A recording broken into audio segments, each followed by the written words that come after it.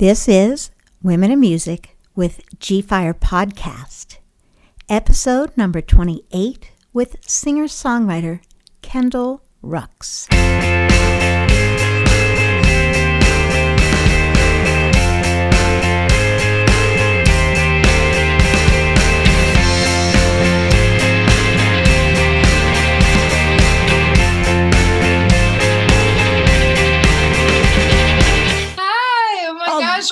Happen. Oh my gosh.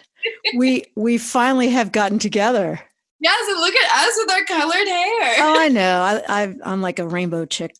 Yeah, this quarantine, I was like, you know what? Like, why not? I brought up Arctic Fox and went red.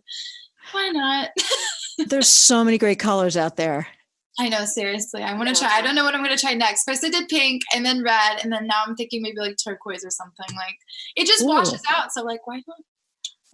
You can do whatever you want. I actually can't do this myself. That's my one it looks sick. I mean, she does a great job. Yeah, no, it looks sick. And yeah, so I it's worth it. It's worth it. We wear masks the whole time. Exactly. Yeah. It's a weird world we're living in. Well, everybody, we've got Kendall Rucks here on the Women in Music with Gfire podcast, and you're coming to us where? From LA? From Burbank, yeah, from California. Okay, great. And where are you from originally? I'm from Stuart, Florida, which is a small town on the east coast of Florida, south. Really? My dad lives in Cape Canaveral. Where is it compared to there? Honestly, I have so many like friends who go to Cape Canaveral, like vacation there, and I have no idea where it is. I think it's on the west coast more. I think Cape Canaveral. Okay, it's near like Orlando. It's about an hour from Orlando. Okay, so it's more like north.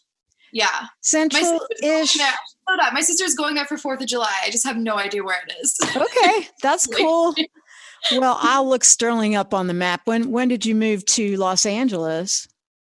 Gosh, I originally started coming out to LA when I was 12 years old. Okay. So, did you always know you wanted to be a singer? Yeah, that's what it was. So my vocal coach, Ron Anderson, I was working with him when I was 11 and onwards. And he was like, I have some people you should meet. You should come to LA. So I originally came when I was super young, had tons of little meetings and stuff. But it just was like, as an 11-year-old, you can only do so much in music at that point. Right, exactly. So, your voice isn't really, it's not mature enough to actually belt these songs out, Exactly. Unless I wanted to take like the Disney route, and I never really wanted to do that. So it was a good you. That was like the first time. And then I started acting, and I kind of just gradually started staying more months out of the year in LA. And nice. Now I'm like full time. So full time there. Yeah. And so when did you start singing? Like real young? Oh yeah, there's home videos of me like 3 years old, like on the fireplace, just like having shows for my family, making them sit there and so I can perform for them. So I started doing like musical theater and all of that when I was really, really young, like 4 or 5 years old. So that's a great start. Yeah. That's super awesome. And then when did you actually start writing songs?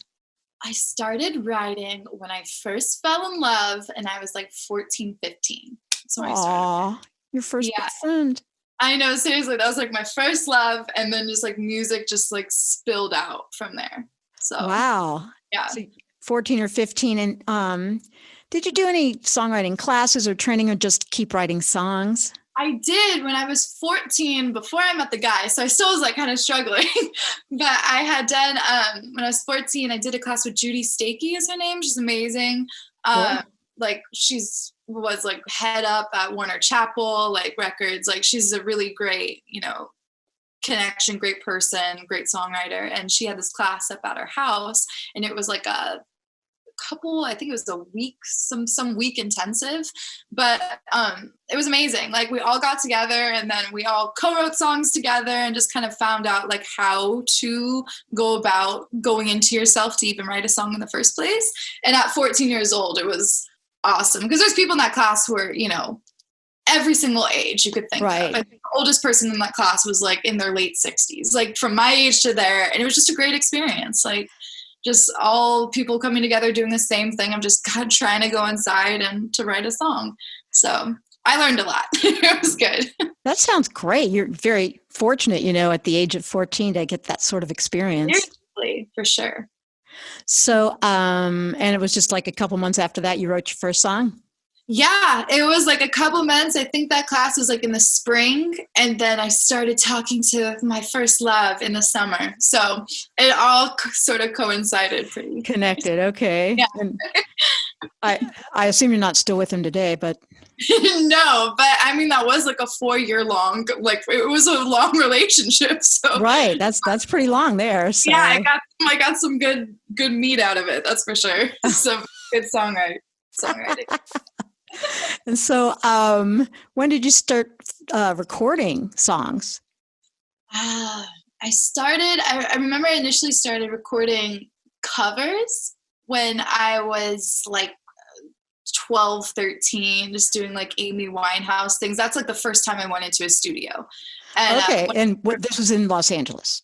This was in Florida, actually. Oh, in Florida. Okay. So yeah, this was like in West Palm Beach. I forgot the studio name, but it was a great studio. And that was just like my first experience doing that. And then when I first initially recorded out here, it was with actually somebody who knows Judy Stakey, a connection there. And it was a kid and he was in college. I forgot what college, but just a producer, college kid. And I recorded my song School's Out, which that was like the first song I recorded, my own song, and did that in his bedroom in LA. That sounds, that's good enough for, what's her face? The little 18-year-old, what's, There's so many people who just do that. It's just like the technology and the accessibility. It's like, there's no excuse why you can't. Like, you might as well. Absolutely. Well, I'm sure you're not recording with that same guy now. Who do you work with now? Now, I don't really have a set producer I work with. I love to record at a Studio City Sound. It's right in Studio City, and it's just like Andrew, who engineers there, is amazing. Tom, the owner, is amazing. And so it's just like, it's a good space, fair prices, and I kind of been self-producing for like a couple of years now. Yeah. Very cool. And the song you brought in today, what's the name of it? Oh, Everybody's Girl. And can you give me just a little bit of background and then we'll play the song? For sure. So Everybody's Girl was actually one of those songs I like OG, one of the first songs I've ever wrote. Like, and it stayed with me and it stuck with me. And to this day, it's like one of my favorite songs still. But it's just about wanting everything and like fighting for everything and deserving everything. And I want it all. I'm everybody's girl. It's just a thing of just like not letting anything stand in your way or not letting anybody tell you what you deserve or what you're going to be given, but going out and getting it and like F you to whoever like tells me, no. So it's a female empowerment song, but it's kind of crazy too at the same time. But, that's a, an artistic statement from you, right? Yeah. Like a, very girl power. Okay, let's let the listeners hear it.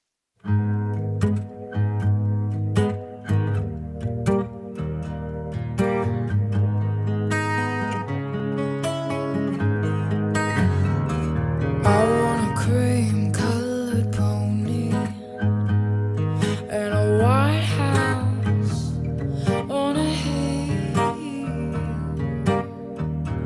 I want an apple orchard, hummingbirds and daffodils. I want a big red door and a husband. When I say I love him, he says he loves me more.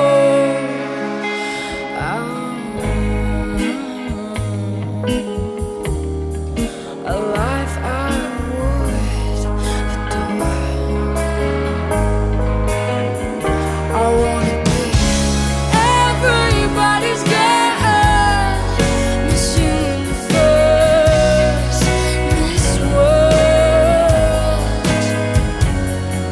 Hold everybody's heart.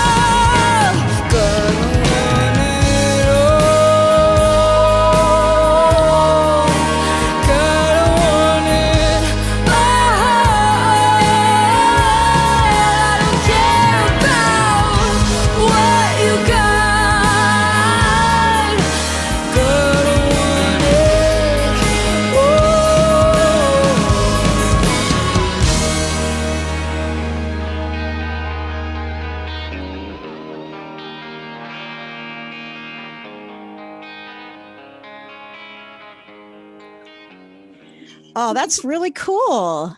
Yeah. That was one of the first. I think I wrote that song when I was 15. So it's like the OG ones I still totally love to go back to. Like those are my favorites. I have a couple of those too. So that, it's like they still resonate, whatever, 10 years later or Like when I 15 years perform later. them, I'm still like as into it. And the one I sent you, that was re-recorded. So I initially recorded all of that when I was like 15, 16, but then I re-recorded it with my band and everything. So it's way better. It's different, but still the same lyrics and all of that. Oh yeah. You want to have a professional production once you're a professional singer-songwriter. So, and you did it at the Studio City Sounds. Yeah. And there's a little bit of, retro organ on the beginning, right? Yeah, for sure. Yeah. Who was that? That was my keyboardist. His name, he's no longer my keyboardist, but his name is Suraj, and he's amazing keyboardist. My current keyboardist, his name is Anthony Amarelli, and he plays like Viper Room and like Sunset Jams and Whiskey and like all of that. He's really amazing. Awesome. And there was almost, I hate to say it, but a little bit of a Leonard Cohen feel or something too. Oh, I love Leonard Cohen. Okay. I was like, I don't know why I'm getting a slight Leonard Cohen production vibe. That's really cool. I had Julie. Thank you. What's that? I said thank you. Good. Yeah, he's an influence on me. And I had Julie Christensen in here who used to sing backup with them and was on the I'm Your Man video and stuff like that. So we're all just a little bit connected to Leonard Cohen. Oh yeah, he's amazing. I have his book of poetry and all of that. I have that too. Really? The exact, it's blue, right? Yeah. Yep, I have that same book. That's so funny. He's amazing. He's yeah. So what are some of your career highlights? Career highlights. I honestly think one of the really great highlights, unfortunately, that happened right before COVID was playing Okeechobee Fest and playing the main stage with my band in March. Okay, where's that? That's in Florida. So that was a weird turn of events that it was like this Florida thing. And it was such a great festival. And the fact that I got in the first place in the town that my dad was born in was just like surreal. All the festivals that I've like submitted to out here, all this stuff, they're really hard to get in. Like, it's just, there's different requirements and this and that, but it's like of all festivals, I got into that one. It was amazing. We played like the main stage. It was same day as like Mumford and Sons played the same stage. Oh, cool. Haim was there, Machine Gun Kelly, like all these just amazing bands and people. It was surreal. And to go backstage and to see everybody, but I was just like kind of fangirling on the inside. It was really cool. That was a highlight. And I think that was the last festival that was put on before COVID and everything shut everything down. Like that was March 7th. Yeah, because I had to shut down my South by Southwest showcase. Yeah. Unfortunately, I had a great lineup and it was a bummer. I know, it's such a shame. I had so many friends who were going. I had friends who were playing festivals this summer and all of that. And it just like shut down. All gone and probably won't be back for a couple of years, I would think. I know. They're saying in LA that supposedly venues and stuff are going to open up in September, but I just don't. There's already like a weird second wave of what's happening. And then, I just saw a thing the other day that now they're shutting down bars again after reopening. So it's just like, I don't know. I'm not going to risk going on stage till they have a vaccine. Exactly. It's until they know how to treat this thing. I'm not going to put myself out there with hundreds of people. Yeah. And my dad, who's a pharmacist, is like saying like, it may seem like it's getting better, but we have cold and flu season just on the horizon. It's like, we don't know. But I say we focus on our recording right now. That's what I'm trying to do. Totally. That's what I've been just like at home. And I've been in the studio. Actually, Studio City Sound opened up a couple weeks ago. And so I was like one of the first people in there. But really, are y'all wearing masks and stuff? Yeah, you have to all wear a mask the whole time, and it's still only a couple people to a room.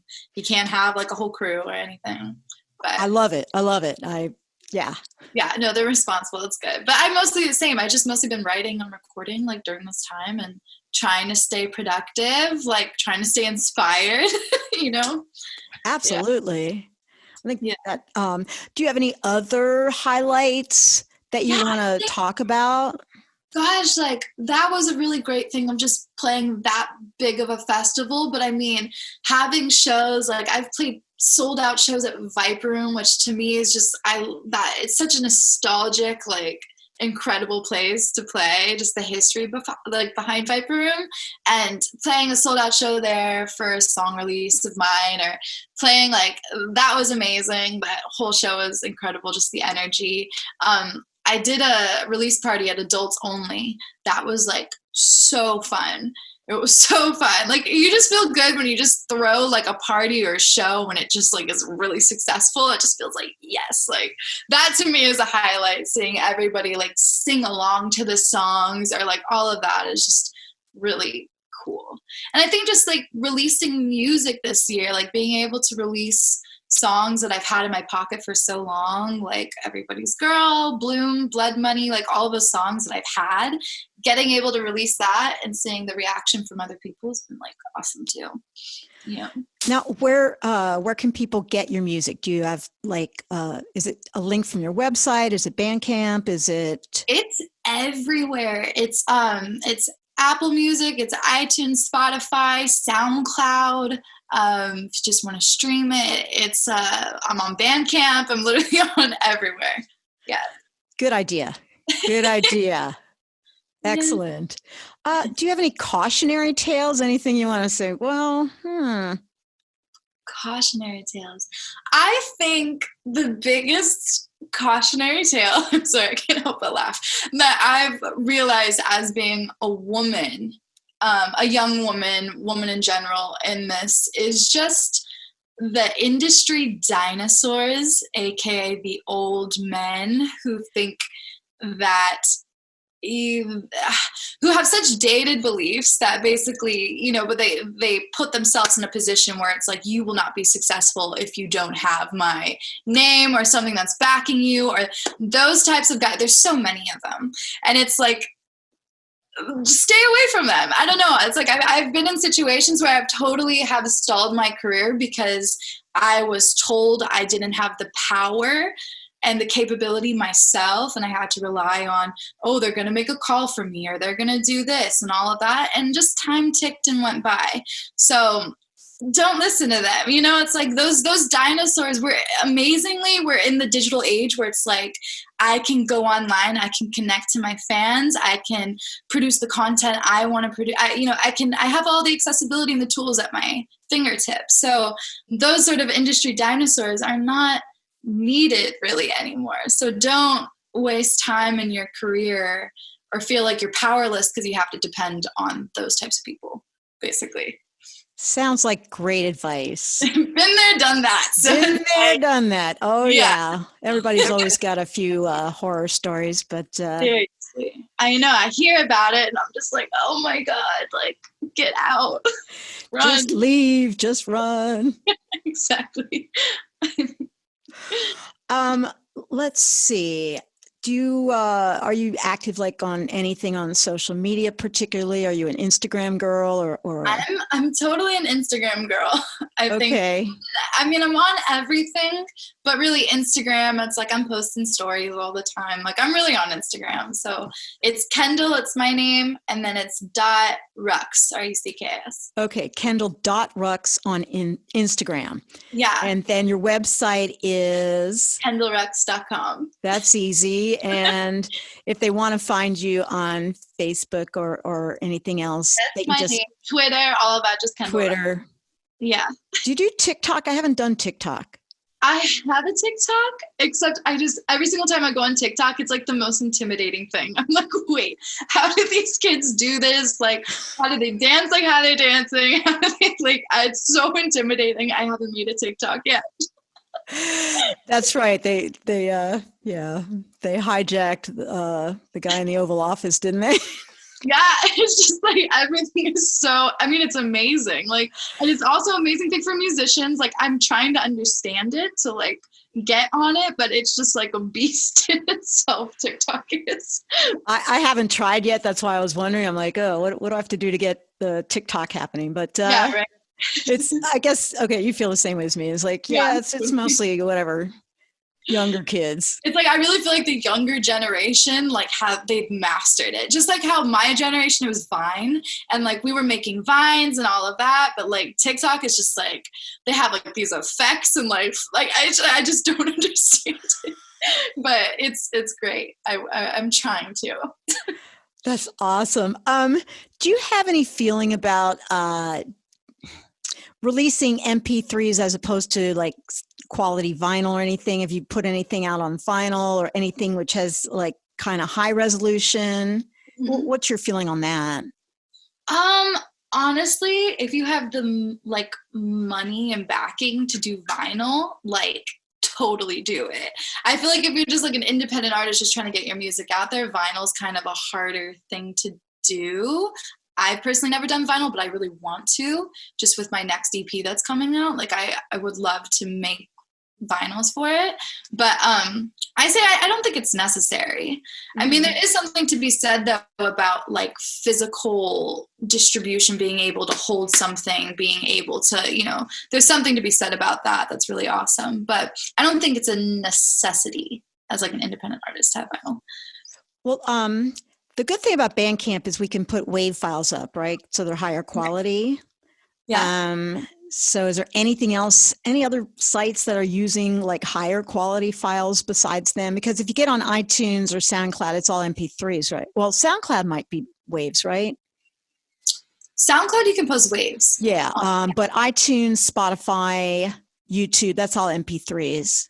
Yeah, it all progressively goes down. Yeah, I don't know. That's why I use Bandcamp. Right, so that people have the option of like real high quality stuff. Right. And you could totally hear the difference. That's the thing that's frustrating. It's like you could totally hear the difference between WAV and MP3. Like, totally. It's, yeah, definitely. Gosh, tell me an interesting story about yourself in LA. Just some sort of LA story. What? Oh my God. There's so many weird things that happen constantly. Oh God. Does anything? Pick a random one. Yeah, just something fun, because I've only played once in LA. I did like 3 shows in LA back a couple years ago. Yeah. I played some Chinese Jewish restaurant. I forget what it was called. The name is fun gig. I don't want to say what the venue. I think it's Genghis Khan or something. Oh, yeah. That's right, in West Hollywood, like over in that area, La Brea area. Or Genghis Khan, maybe. Yeah, I know exactly. Genghis Khan. I almost played there before, but I've seen like acoustic sets there. Yeah, it was just me in the piano. Yeah. No, it's a great space for that, but not like a big band. Like, not for a big. Yeah, I was just by myself, so that was fine. So yeah, Genghis Khan, I played there. Yeah. That's my whole LA experience at this point. We had one of the funny things like of performing once is my band and I at the time, we had picked up some traction, but we were fairly new like to performing and all of that, and we were playing at this venue. I don't want to say what it was in particular. That's fine. The guy doing sound, it's your performance is totally based on like who the sound guy is, who the sound engineer is. Like, if, you know, you can come in with like an amazing set, but if you have bad sound, it's just like, it's gonna be not so great. And so we were playing, we had all of our friends there, it was a great turnout, all of this stuff, and just like progressively every single song, every instrument was like dropping out. Like, all of a sudden, like I'm singing the first song, it's like me and the keys in the beginning, just me and the keys, and then like the keys drop out, and I'm just kind of like whatever. And then the next song, like guitar drops out, and then the bass starts like popping, and like all of these different things. And the sound guy is out there just like completely, he's just like, I don't know if he was drunk, I don't know what was happening, but he was just like the typical like worst LA like sound engineer, just like, and I'm just like, excuse me, like he couldn't hear, like everybody was just like hello, like whatever, and he was just like on his phone, just like all of this stuff. We finally got his attention, but he just like, he couldn't fix. It was just like, I was laughing at how funny it was because I'm just like, are you kidding me? Like, who gives these people these jobs? But yeah. I assume you didn't play there ever again. No, I didn't, because I'm just like, that has bad sound. Like, I don't want to play there. Like, Viper Room has amazing sound, so it's like I'm always gonna want to play there. They have great sound. But yeah, not that place. It was just funny. It was just like, oh God. It was like, come on, dude. That was the LA nightmare. Yeah, seriously. And how about just one more fun thing about what you've done in LA? God. Or you can tell another horror story. Just another LA story. I just think it's like fun story to talk about because every town is different, you know? Yeah. Like I've been here for 20 years, so Austin's like my hometown, basically. I think just all the, I have a weird sense of humor where all like this like horror stories are like really funny to me. Like, Please, I love that stuff. in retrospect, I mean, there's something to be said about the Uber drivers out here, like that nobody talks about. Or maybe they do, I just don't ever see them. But it's like the Uber drivers out here are like crazy. And it's always a thing whenever you go into a canyon, they're like speed race. Like every single time you go into a canyon, it's like they like switch like to stick shift and they're like boom, boom, boom, boom, like just going through a canyon. I don't know what it is, but it's so funny to me. Like I stopped taking Ubers because I got my license finally like a year ago. But it literally was like just this thing for the longest time. My friend and I, we would be going to parties and stuff like that. We've had like an Uber driver, multiple experience of crazy Uber drivers, but like this one Uber driver, we were going down the highway and there was an exit over top, but it was like a dirt mound thing to this other exit. He missed the exit and he was going this way, but instead of just going and taking the other exit, he stops in the middle of the highway. Cars are like going around us. He stops, he turns, he proceeds to go up this dirt mound to the other exit. And we were like, I literally look out my window, I just see dirt. And I'm like, oh my God. I'm like, no, stop. It's okay. Just take the next exit. And then he goes up the hill. Then he rolls back into the highway. And literally cars going around us. And then he literally does it again, goes up. And then he turns the wheel and the car is like tipping on the side of this mound. And he's not saying anything. That's like the thing too. They don't speak. He's not saying anything. And my friend and I were like screaming our heads off. And eventually we're like, please, like just turn, because the car is literally tipping. He just like kept going, just was silent the whole time and just like dropped us off. And I'm like, who are these people? Like who did that? Who does that? It's just like multiple, I've had so many funny experiences, crazy experiences with Uber drivers. It's like, I don't know if it's just a city thing. I don't know what it is. It's definitely interesting though. Very interesting, and I'm glad you got out of that alive. Seriously. Exactly. Oh my gosh. Stories I end up just telling my mom and dad, and they're just like, oh my God, you need to come home. You need to come home. They're still in Florida? Yeah, well, yeah, right now. My mom comes back and forth. She designs out here and also in Florida, but really mostly she's in Florida now. But she's just like, you need to like, oh my God. Wow. That's a definite LA thing I'd never heard.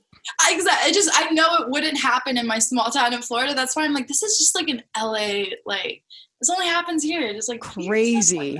Yeah. Super crazy. Yeah, it's great. All right. Anything else you want to share with our listeners? I guess to just stay tuned.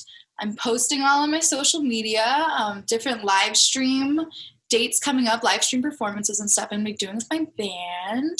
And yeah, just keep up with me. Stuff is happening. It's all coming out.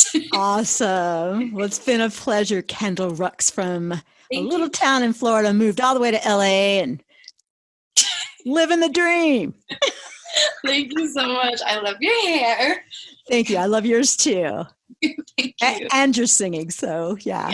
Thank you. Good stuff. Thank you for having me. All right. Have a great day. Bye. Bye.